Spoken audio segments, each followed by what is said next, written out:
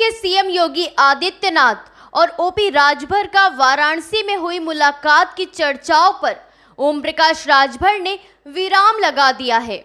OP Rajbhar ने CM Yogi Adityanath से किसी भी प्रकार की कोई मुलाकात और वार्ता नहीं होने की बात कही है। आप लोगों को भी खिलाएंगे तब बताएंगे क्या बात होगी। कल मुलाकात हुई आप? नहीं, ऐसा कुछ नहीं है। हम भी यहाँ आए, आने के बाद पता लगा कि मुख्यमंत्री जी भी आ रहे हैं, तो भाई वो आए उनका काम है, हम आए अपना काम है। लेकिन माना जा रहा था कि आप मुलाकात करने आए हैं, शादी के लड्डू खिलाने आए हैं। नहीं, लड्डू तो खत्म हो गया, वहीं कहाँ से ले आएंगे। हालांकि विशेष सूत्रों के अनुसार दोनों नेताओं की मुलाकात सर्किट हाउस में हुई और करीब आधे घंटे तक वार्ता चली। वहीं राजभर ने जाति जनगणना को लेकर सभी विपक्ष के नेताओं के एक साथ आने को कहा है। नहीं, देखिए, मैं कोशिश क्यों करूं, हम कोशिश क्यों करेंगे, सवाल इस बात का है। देखिए, हम जिन मुद्दों को लेके आप लोगों के बीच में आज हम 20 साल से हैं, चाहे वो जातिवाद जनगणना हो, चाहे घरेलू बिजली का बिल माफ़ी का हो, चाहे पूर्वांचल राज्य बनाने का हो, चाहे शराबबंदी का मामला हो, चाहे एक समान अनिवार्य फ्री शिक्षा का हो, चाहे घरेलू बिजली का बिल माफ़ी का हो, चाहे गरीबों के इलाज फ्री का हो, महिलाओं की आधी आबादी लोकसभा विधानसभा में आधी सीटें आरक्षित कराने का हो, आधी सीटें नौकरियों में महिलाओं के लिए आरक्षित कराने का हो। मीडिया से बातचीत में ओम प्रकाश राजभर ने आगे कहा कि मैं पिछले 20 सालों से जिन मुद्दों को लेकर मांग कर रहा हूं, उन मुद्दों पर कोई भी एक राजनीतिक पार्टी कायम नहीं है।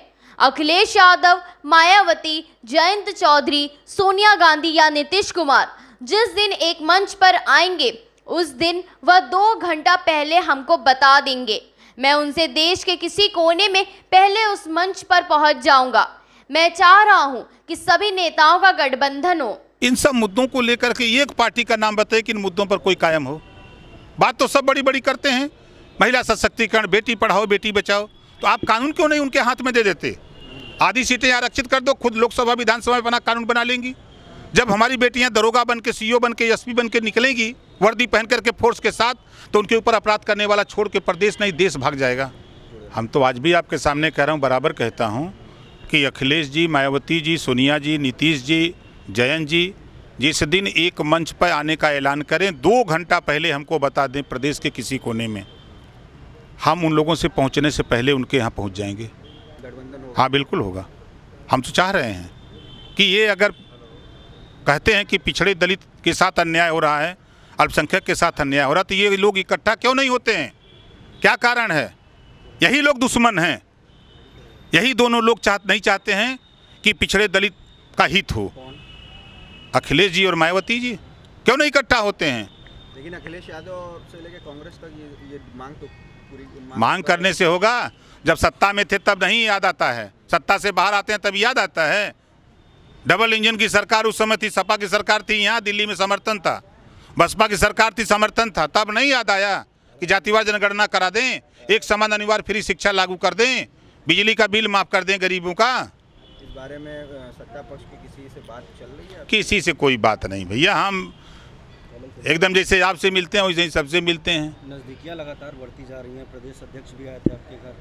आपके यहाँ शादी में आने वालों की काफ़ी चर्चा थी, तो हमारे यहाँ तो जयंत चौधरी जी भी आए थे, सपा के भी दर्जन भर नेता आए थे, मुख्यमंत्री अखिलेश जी के द्वारा भेजे गए वाहक भी आए थे, सभी लोग, बसपा के नेता आए थे, कांग्रेस के नेता आए थे, बीजेपी के नेता आए थे।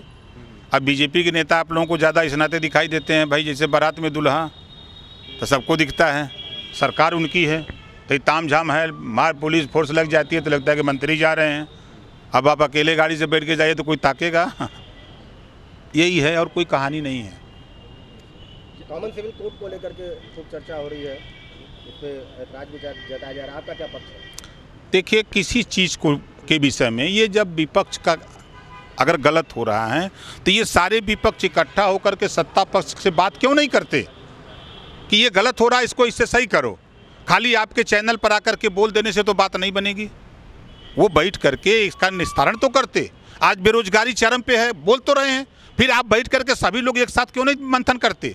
महंगाई पे आप क्यों नहीं बैठ करके मंथन करते? सभी दल के लोग, चाहे सत्ता पक्ष हो चाहे विपक्ष हो। ट्विटर पे विरोध दिखाते हैं, खाली ट्विटर, एक भाई घर ठंडा में एसी में बैठे रहते हैं, अब बस निकाले मोबाइल खटाखट ट्वीट कर दिए, जा अब तब आप लोग परेशान रहिए।